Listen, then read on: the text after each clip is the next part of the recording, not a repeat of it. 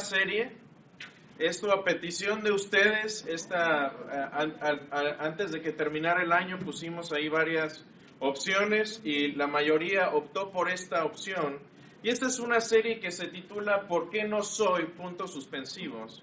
Y lo que vamos a hacer es hacer un recorrido y darle razones de por qué no soy ateo, por qué no soy agnóstico, por qué no soy musulmán, por qué no soy testigo de Jehová. Por cierto, si en el transcurso de estas clases se les ocurre alguna que no vayamos a cubrir, estoy pensando tal vez cubrir también testigos de Jehová y tal vez alguna otra por ahí, pero si hay alguna que se les ocurre y que digan, hermano, me gustaría saber de esta, o tengo un pariente o un amigo, o a lo mejor dicen, voy a invitar a alguien que es de la fe de Bahá'í. ¿Han oído de esa? Es una rara ahí, y hay mucha gente acá en Houston que le gusta eso. Bueno, bienvenidos, como quien dice, son complacencias aquí, se puede, si lo sugieren. Pero vamos a empezar esta serie y lo que vamos a hacer es ver un poquito una introducción y empezar a ver un poco de por qué no soy ateo. Y esta es una pequeña introducción al tema. Si ustedes ven delante de ustedes en la pantalla varias puertas y vamos a ir entrando por cada puerta. Y hoy vamos a entrar primero por la puerta del ateísmo. Si uno entrara, yo creo, a un cementerio de ateos, tal vez es algo así lo que verías.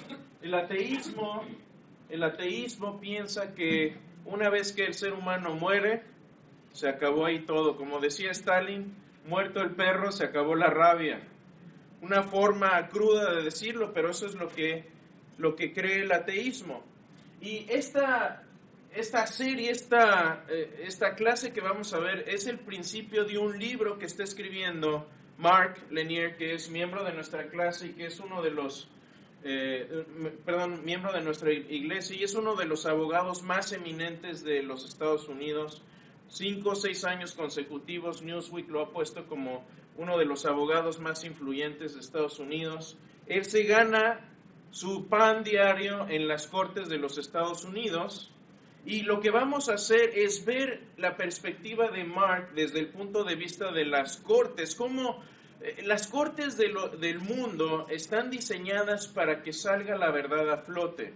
Es el mejor sistema que tenemos, el sistema legal, para decidir qué es lo que sucedió en el pasado y decidir qué es verdad y qué es falso. Entonces vamos a tomar esa perspectiva desde el punto de vista legal, pero también vamos a ver un poco de mi perspectiva, mi background. Para los que no me conocen, me llamo Chris Dupont, para servirles. Soy ingeniero en sistemas computacionales, estudié en México y por los últimos 20 años me he movido en ese ambiente, en el ambiente de las ciencias aplicadas, de la ingeniería de software. Pero por el otro lado también tengo estudios de seminario. Ahí me pueden ver a mi esposa sosteniéndome literalmente durante los años de estudio ahí en la Universidad de Biola. Y mi fe y mi ingeniería, mi carrera, son algo que está interrelacionado, no los puedo separar. Y lo mismo pasa con Mark. Mark tiene un pie en la ley y otro pie en la fe. Y ese es el trasfondo del que él viene, del que él llega y del que nos va a platicar en esta forma. Y es lo que dice que estos dos mundos eventualmente convergen y como cristianos, yo soy cristiano, no es ningún secreto, todo esto se publica en Facebook, no estoy escondiendo lo que soy y para mis amigos ateos que tengo algunos que seguramente verán esto, esta clase no es para atacarlos, pero es una forma también de abrir una conversación con ellos. De hecho, si ustedes tienen amigos ateos o agnósticos o musulmanes, los pueden traer con todo gusto. Queremos tener una conversación. Bueno, cuando uno va a escuela de leyes o cuando uno estudia lógica en ingeniería, uno se va a dar cuenta que empieza a cambiarle la mente un poquito a uno y empieza, la escuela te abre el pensamiento crítico. ¿Qué es el pensamiento crítico? Bueno, uno empieza a analizar lo que lee, lo que escribe, y te empieza a cambiar un poco la mente en que empiezas a analizarlo todo. Y decía por ahí un profesor que ya has llegado a un buen punto de análisis cuando ves la garantía del tostador y le empiezas a encontrar todos los errores. Sí. Uno empieza a ver la vida de una manera crítica, no criticando, sino analizando y desmenuzando lo que uno ve. Y es más o menos lo que vamos a hacer acá. Hace tiempo, el año pasado, tuve un debate con un amigo ateo y hablábamos de la naturaleza de la información y si el origen de la información nos apunta hacia un creador inmaterial o si es simplemente resultado de química y física en movimiento en nuestro planeta. Y yo creo que cuando estudiamos no solo desde el punto de vista de las leyes, sino que estudiamos también las ciencias, ambas nos van a llevar a la conclusión de que Dios existe. Entonces, esa es la premisa de esta clase. Y cuando uno va a escuela de leyes, va a estudiar esto que se llama reglas de evidencia. Reglas de evidencia. ¿Qué son las reglas de evidencia? Bueno, cuando uno va a un juicio o cuando uno es abogado litigante. ¿Hay algún abogado, por cierto, por aquí? Ah, mira, tenemos una invitada abogada. Bueno, si me equivoco, me corriges. Perfecto. Cuando uno va a escuela de leyes y estudia leyes, va a estudiar algo que se llaman reglas de evidencia, es decir, ¿qué es lo que se acepta como evidencia dentro de un juicio? ¿Cuáles son las reglas para aceptar esa evidencia o para rechazarla? Hay un jurado normalmente. También a este jurado se le dice, no dejen que sus emociones influyan en sus decisiones, sino que se basen en la evidencia que se les va a presentar. Bueno, eso es parte de lo que se va a hacer en esta clase. Son reglas para que podamos llegar a la verdad de la manera más rápida y de la manera más confiable. ¿Qué más? Bueno, vamos a ver varios tipos de evidencia. ¿Quién ha estado aquí en algún accidente? ¿Sí? Muchos, ¿no? Los que no levantaron la mano. Dios los cuida. Qué bueno. Pero tenemos varios tipos de evidencia, principalmente tenemos dos tipos de evidencia. ¿Quién estuvo acá cuando vino el detective Jim Wallace? ¿Sí? Bueno, él nos habló un poco de estos tipos de evidencia. Tenemos evidencia directa. ¿Cuál es un ejemplo de evidencia directa? ¿Alguien sabe? ¿Un testigo? Un testigo, si por acá Ronnie se pasa un alto y atropella a alguien, ¿tenemos evidencia directa? Bueno, tal vez tenemos un testigo. Tal vez Cindy lo vio ahí, estaba parada en la esquina y dijo, sí, yo vi a Ronnie, estaba manejando su auto y se pasó el alto. Entonces ahí tenemos un testigo ocular, un testigo presencial. O a lo mejor había una cámara y que lo captó y volteó Ronnie a la cámara, sonrió y luego se pasó el alto. ¿Sí? Ahí tenemos evidencia directa. Pero de hecho en la mayoría de los casos no hay evidencia directa, sino que hay evidencia circunstancial. Veíamos, por ejemplo, en casos de fraude o en casos, por ejemplo, de asesinato, donde el asesino cubre sus huellas y trata de encubrir su crimen. Bueno, en esos casos tal vez nadie estuvo ahí más que la víctima y la víctima ya no puede decir nada, ya no puede hablar, ya no puede testificar de lo que sucedió. ¿Cómo se puede demostrar un caso con evidencia circunstancial? Por ejemplo, en un caso de fraude. A lo mejor tú ves por ahí un anuncio en internet que dice, gane $1,000 a la semana desde su casa. Solo mándenos su tarjeta de crédito y nosotros le procesamos lo demás. Y mucha gente se va con la finta, le dan clic al anuncio y termina uno ahí hablando con los bancos para que le regresen el dinero de fraude. Bueno, cuando se atrapa una persona de estas, uno tiene que demostrar como abogado, si tú estás del lado litigante, que estás acusando a alguien de fraude, en ti está el demostrar que esta persona cometió un fraude. Tienes que mostrar la intención que tuvo esta persona de cometer fraude. ¿Cómo haces eso? Bueno, a lo mejor puedes sacar los motivos que tuvo la persona. A lo mejor la persona andaba corta de dinero y puedes mostrar que tenía toda la intención de robar, de hacer un fraude. Tuvo la oportunidad también. A lo mejor ya es algo que sucedía recurrentemente. A lo mejor la persona ya había cometido otros fraudes, ya tenía un historial atrás de cometer fraude. Entonces, esa es la forma en que funciona la evidencia circunstancial. En caso de un asesinato, por ejemplo, a lo mejor no hay un testigo presencial, pero hay muchas pequeñas pistas. A lo mejor tenemos al asesinado, tenemos al muerto, tenemos a lo mejor una huella digital, tenemos el arma, a lo mejor un cuchillo, tenemos toda esta información que puede implicar, a lo mejor ahora ya dejó por ahí un cabello la persona y con eso se le puede ligar a la escena del crimen usando ADN. Bueno, eso es la evidencia circunstancial. Ahora, en el caso que vamos a ver de la existencia de Dios, casi toda la evidencia que tenemos es circunstancial. Pero cuando uno va a un juicio, lo primero que se le dice al jurado, que son los que van a decidir finalmente el destino del juicio, les dice el juez: la evidencia directa es tan válida como la evidencia circunstancial. Lo que yo me he topado con mis amigos ateos es que casi siempre piden evidencia directa.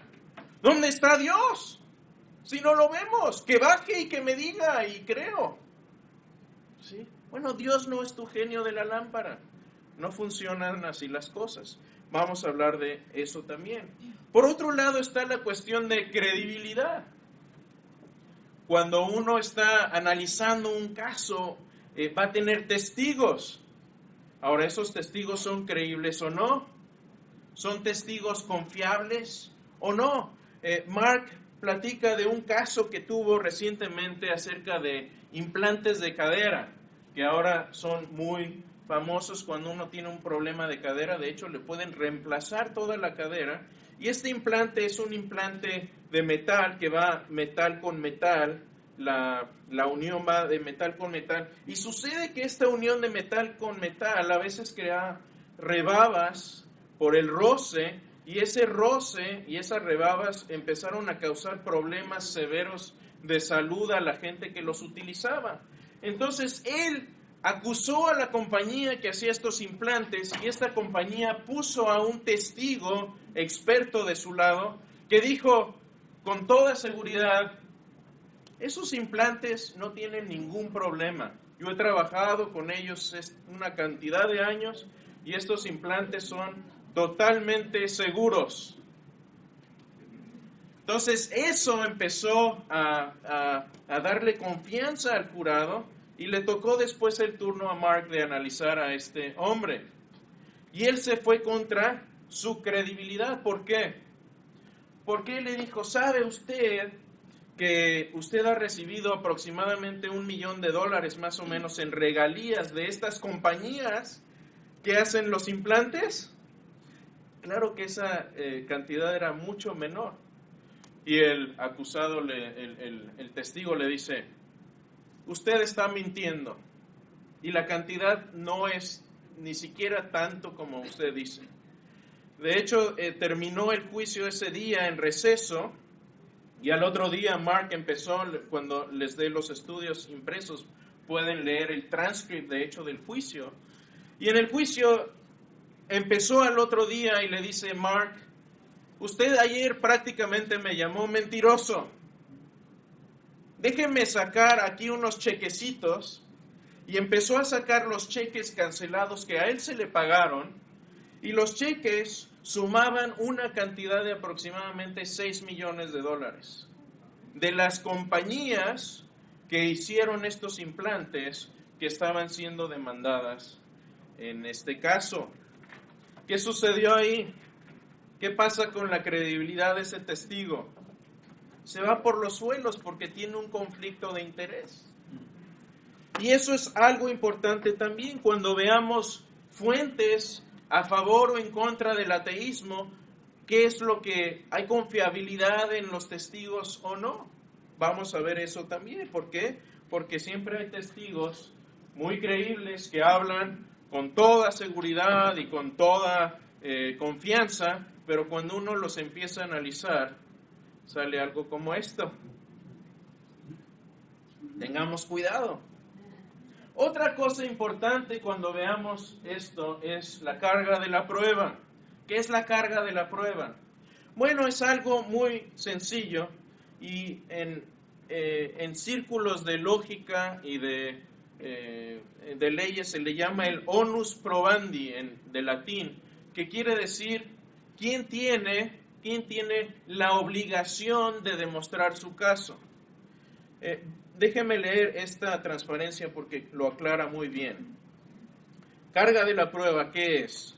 Esto significa que quien hace una afirmación lleva la carga de la prueba. Es decir, si tú dices que la luna es de queso, ¿sí?, en ti está demostrar la evidencia de que la luna es de queso, ¿sí? Yo no tengo que demostrar ese caso. De hecho, si estuviéramos en un juicio legal y yo soy el abogado defensor, primero tengo que esperar a que tú formes tu caso de que la luna es de queso. Y si tú no logras formar un caso fuerte acerca de que la luna es de queso, entonces yo no tengo que hacer nada más que decirle al juez, juez, por favor, falle a mi favor porque hay falta de evidencia. El abogado, el litigante, no mostró la evidencia necesaria de que la luna es de queso. No me trajo un pedazo de luna. No demostró que hubo un astronauta que estuvo allá. No puso un astronauta testigo que cortó un pedazo de luna y la trajo en una hielera para conservar el pedazo de luna, de queso. Entonces no probó su caso, entonces se falla. Eso es la carga de la prueba. Dice, por ejemplo, si tú afirmas que los científicos están mintiendo, que los doctores han sido sobornados, que hay una conspiración global, entonces la carga está sobre ti de proveer evidencia y demostrar tu afirmación. ¿Están claros con eso? Porque déjenme decirles algo, cuando veamos el caso del ateísmo, en unos momentos, sucede algo muy interesante. Su caso se basa en como dicen, voltear la tortilla. Lo que hace el ateo generalmente es cambiar la carga de la prueba y decir, el ateísmo es la posición de default. Ustedes creyentes torpes son los que deben mostrarnos por qué Dios existe. Y ahí se quedan, se cruzan de brazos y dicen, muéstrame a tu Dios y aquí te espero. Bueno, vamos a ver que eso es equivocado y con esta introducción, por cierto, ¿hay alguna pregunta o algún comentario acerca de esto? ¿Aclaraciones? ¿No? ¿Todo está claro? ¿Ya están todos, podrían ir a la corte y... ¿Sí? Bueno. Sí, sí. Adelante. La diferencia entre credibilidad y confiabilidad, ¿cuál es? Yo creo que es lo mismo. Tener credibilidad y tener confiabilidad, yo creo que es sinónimo. Sí. De hecho, la defensa, como también la acusación, se basan primordialmente en desacreditar a las personas y a los testigos. Eso también sucede. Ya sea metiendo una mentira a medias, Ajá. o cuestionando una verdad, de tal manera que puedan inclinar el jurado hacia lo que tú quieres. Sí, obviamente tienes mucha razón, Ricardo. Las cortes no son perfectas, pero son un sistema que cuando se usan de manera honesta funcionan muy bien. Me gusta algo que ha dicho Mark, porque él ha sido muy exitoso él tiene un equipo que se ocupa de formar el caso y todo esto. Él lo que se especializa es ir delante del juez y del jurado y litigar el caso en frente de la gente. Y él dice esto: les voy a dar el secreto del éxito en las leyes y en frente de las cortes. Es un secreto impresionante. Siempre que voy delante del juez y del jurado, trato de decir la verdad. Ese es el propósito. Y ha sido muy exitoso haciendo esto. Entonces, las cortes del mundo no son perfectas. Obviamente siempre hay corrupción detrás. Pero el sistema está diseñado para que cuando la gente honestamente vea la evidencia, que la verdad salga a flote. Ese es el propósito de estas cortes. Y bueno, con esto veamos por qué no soy ateo, por qué no me ascribo a la creencia de que Dios no existe. Y para esto vamos a usar dos palabras, vamos a definir estas dos palabras. Alguien me preguntaba ahorita, ¿qué es un agnóstico? Bueno, la palabra ateo viene del griego. La palabra Dios en griego es theos. Y en griego siempre tenemos unos prefijos que hasta ahora se llevan al español, incluso al inglés. Uno de ellos es a, que quiere decir no o sí. Esto es una negación. Cuando juntamos estas dos palabras, nos da la palabra ateo. ¿Qué quiere decir? Sin Dios. O dioses. ¿Sí? Ahora, agnóstico es algo similar. Viene de la palabra griega gnosis. Conocimiento. Quiere decir esto, como bien lo dice Ricardo, conocimiento. Y cuando le agregamos el prefijo a, nos da la palabra agnosis. Por lo tanto, una persona que dice, no tengo conocimiento suficiente, es decir, el ateo tradicionalmente se ha definido como la persona que dice, no hay Dios o dioses. El agnóstico es el que dice, puede que sí, puede que no, lo más seguro es que quién sabe. No se ha probado. No sabe, ¿sí? Por eso viene agnóstico, dice, no sé. Ahora, ahorita no vamos a ver el caso del agnosticismo, vamos a ver el caso del ateísmo. Bueno, tradicionalmente y aquí mis amigos ateos van a estar en desacuerdo, pero no importa.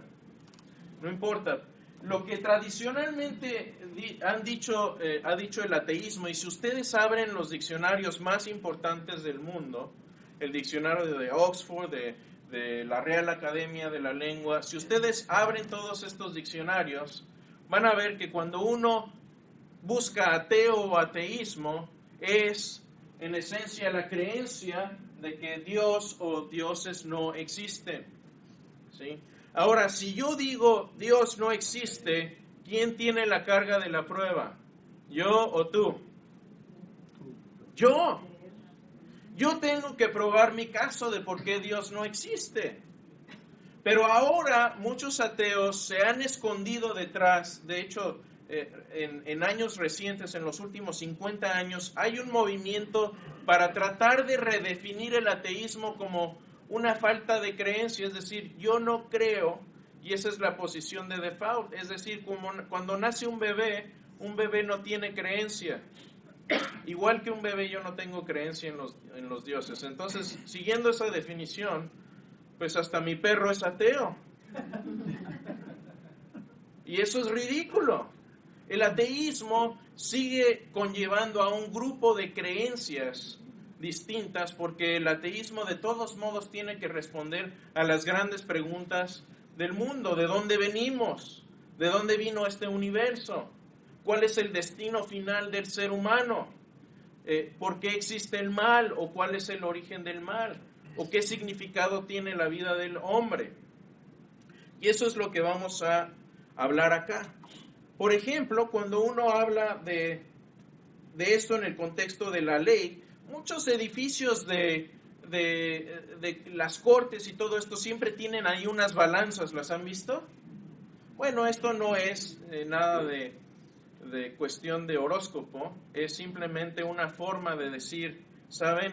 Hay una balanza y en esta corte se va a poner la evidencia de los dos lados de la balanza, y de un lado lo que vamos a hacer es poner la evidencia creíble de la inexistencia de Dios y vamos a analizarla. Y del otro lado vamos a poner la evidencia en contra del ateísmo o la evidencia a favor de la existencia de Dios y la vamos a sopesar. Ahora, como estamos viendo el caso del ateísmo, el ateo aquí entonces tiene la carga de la prueba. Ellos tienen la carga de la prueba de demostrar su ateísmo. Si ellos me dijeran, soy agnóstico, no sé. Bueno, entonces déjame mostrarte la evidencia. Creo que ahí ya uno carga la prueba, tiene la carga de la prueba de decir, mira, esta es la evidencia por la que yo no soy agnóstico, y lo vamos a ver en clases posteriores. Pero aquí el ateo es el que tiene la carga de la prueba a pesar de mucho de lo que nieguen. Por ejemplo, si vemos los escritores más famosos en tiempos modernos del ateísmo son estos, les presento a los llamados 4 jinetes del nuevo ateísmo.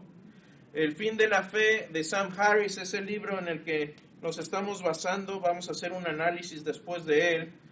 Christopher Hitchens, de hecho yo tengo que decir y confesar algo, yo le debo mucho a Christopher Hitchens, un ateo, porque parte de la razón por la que yo fui a hacer estudios de posgrado fue después de haber visto un debate entre él y el doctor William Lane Craig, y dije, yo quiero estudiar bajo este hombre, no el ateo, bajo Craig. Ahorita se los presento. De hecho, es británico, él era periodista y le dio cáncer, de hecho murió aquí en Houston en el MD Anderson hace un par de años. Richard Dawkins es como que el sumo profeta del ateísmo. Uno de sus libros más famosos es El espejismo de Dios. Todos estos, por cierto, están en español, los he leído y les puedo decir que no me han convencido de su caso. Pero han hecho mucho dinero a partir de estos libros, son bestsellers de Nueva York y en Amazon, obviamente. Y Richard Dawkins es biólogo, ese es su background, pero cuando se trata de lógica y de argumentación, se ve que es realmente un neófito. De hecho, se ha negado a debatir a varios de mis profesores porque dice que solamente va a debatir a un cardenal o a un papa o de ahí para arriba, y de hecho ha debatido otros que no son ni papas ni cardenales, pero en fin.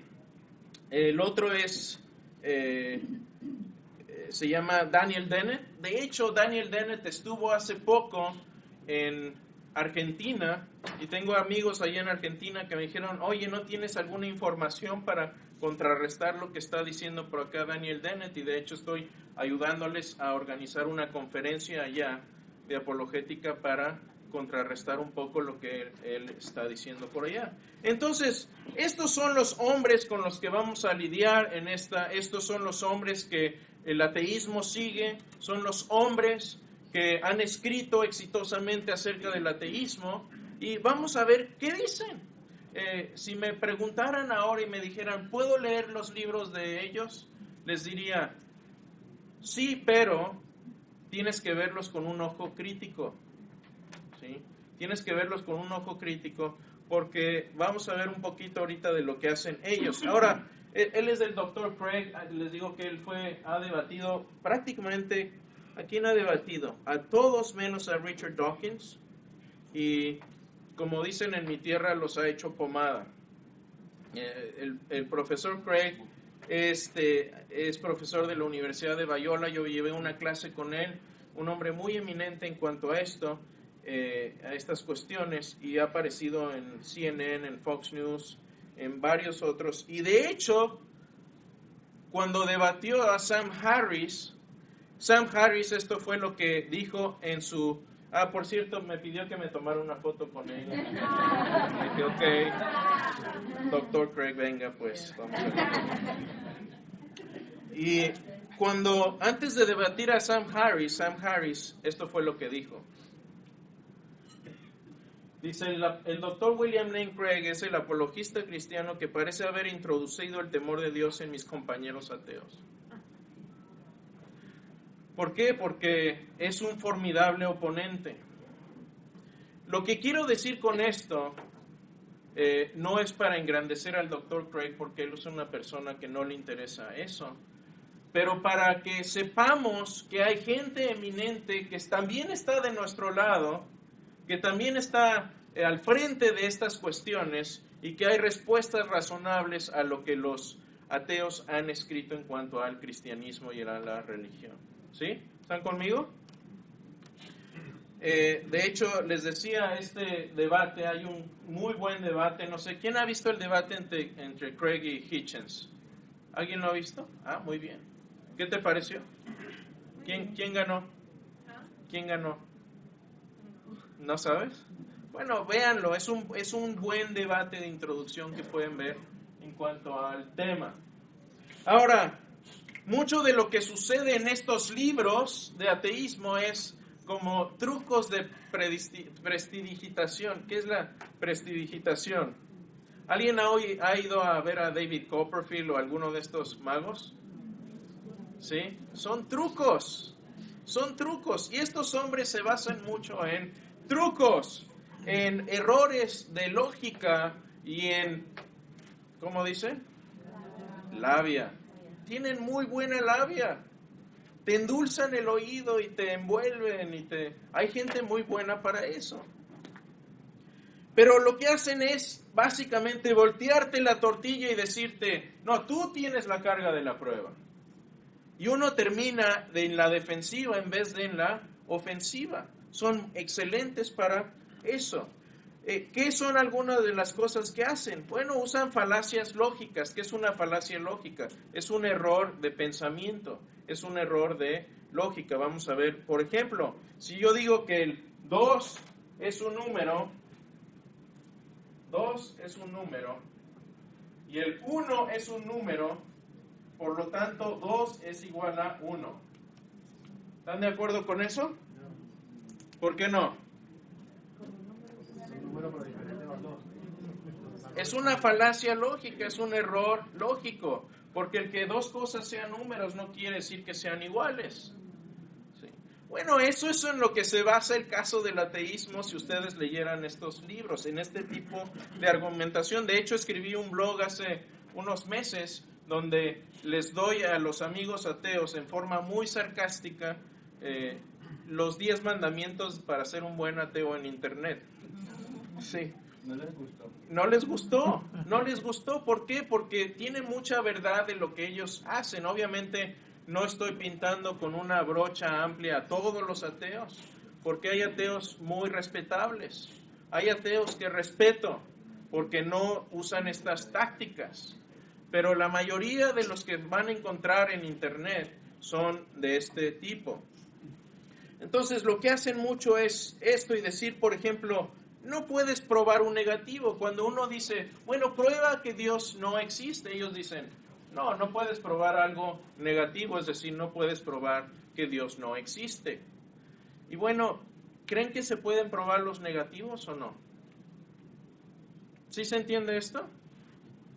Se puede decir, por ejemplo, ¿puedo yo demostrar que no soy el presidente de la República? Claro que sí. Puedo demostrarlo, porque uno puede ir con el verdadero presidente y decir, hey, ¿quién es usted? El presidente. El Congreso, lo entrevistamos. ¿Quién es el presidente de la República? Pues no van a dar mi nombre. Queda demostrado entonces que yo no soy el presidente. ¿Puedo demostrar que no hay un elefante rosa en mi cuarto? Sí, se puede.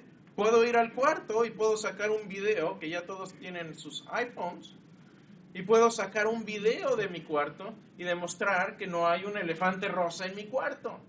Entonces, eso son errores que ellos usan todo el tiempo. Si hablan con ateos, van a encontrar este tipo de lógica. De hecho, Carl Sagan, ¿quién sabe quién fue Carl Sagan? Fue un ateo muy eminente que hizo una serie que se llamaba Cosmos, que era muy, muy famosa en los 80s. Y en un libro que escribió tiene una analogía donde hace precisamente eso, voltear la tortilla. ¿Qué es lo que hace aquí cuando voltea la tortilla? Tiene esta analogía que se llama el dragón en mi garage. Y esto es lo que dice esta analogía. A lo mejor no se alcanza a leer, pero se las voy a leer aquí. Dice una persona, en mi garage vive un dragón que escupe fuego por la boca. Supongamos que yo le hago a usted una afirmación como esta. A lo mejor le gustaría comprobarlo, verlo usted mismo. A lo largo de los siglos ha habido innumerables historias de dragones, pero ninguna prueba de real. ¡Qué oportunidad! Enséñemelo, me dice usted. Yo le llevo a mi garage y usted mira y ve una escalera, latas, pinturas vacías y un triciclo viejo, pero el dragón no está. ¿Dónde está el dragón?, me pregunta. Oh, está aquí, contesto yo, moviendo la mano vagamente, ahí. Me olvidé de decir que es un dragón invisible. Me propone que cubra entonces de harina el suelo del garage para que queden marcadas las huellas del dragón. Buena idea, respondo, pero es que este dragón flota en el aire. Entonces propone usar un sensor infrarrojo para detectar el fuego invisible. Y ahora bien, dice, ¿cuál es la diferencia? Y así, cualquier cosa que se propone para detectar a este dragón, nos cambian ahí la perspectiva de lo que es este dragón. Dice, ahora bien, ¿cuál es la diferencia entre un dragón invisible, incorpóreo y flotante que escupe un fuego que no quema y un dragón inexistente? Si no hay manera de refutar mi opinión, si no hay ningún experimento válido contra ella, ¿qué significa decir que mi dragón existe?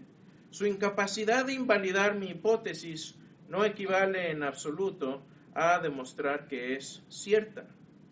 Las afirmaciones que no pueden probarse, las aseveraciones inmunes a la refutación, son verdaderamente inútiles por mucho valor que puedan tener para inspirarnos a excitar nuestro sentido de maravilla.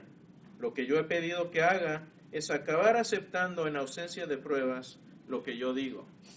Entonces esto lo usa Carl Sagan para decir, bueno, es que su Dios es como este dragón, no se puede demostrar que no existe. Pero, ¿cuál es el problema con esto? El problema es que están jugando con definiciones.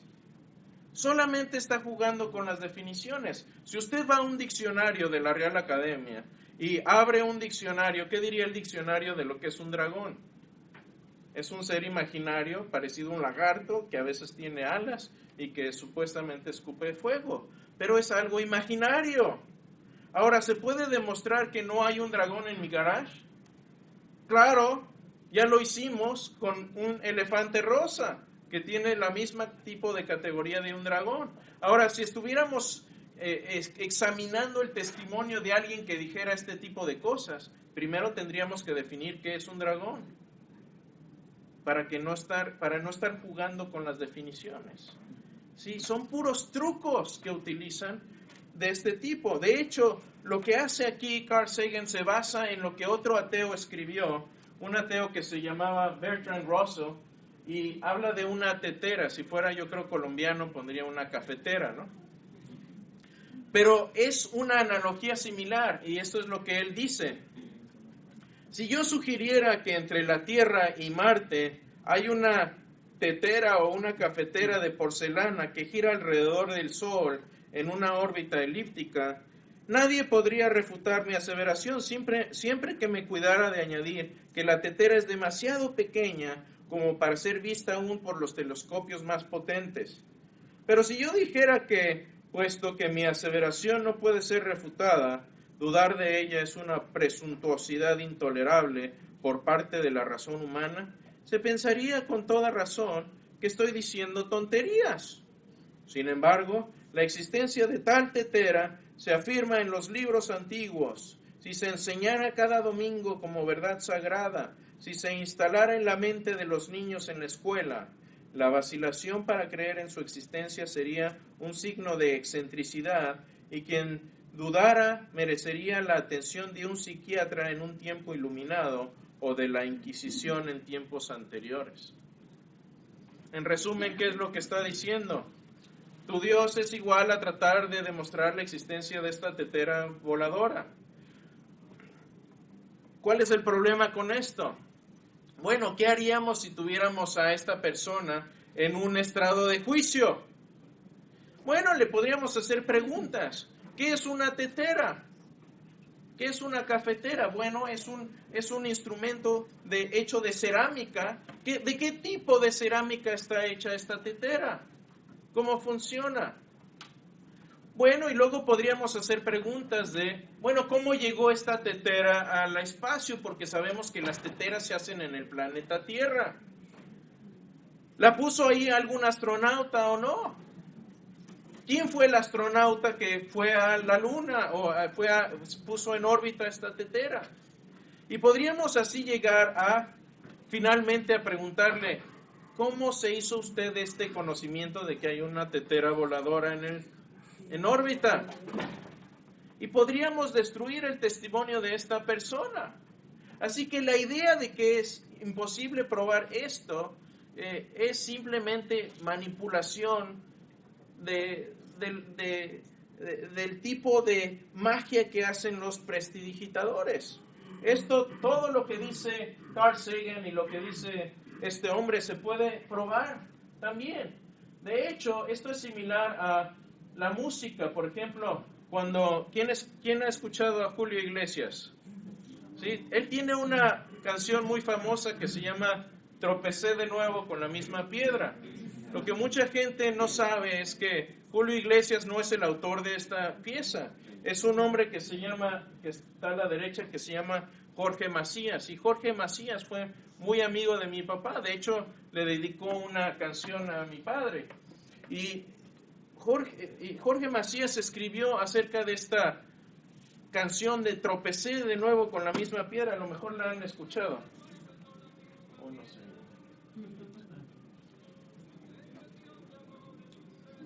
A ver, ahí va de nuevo.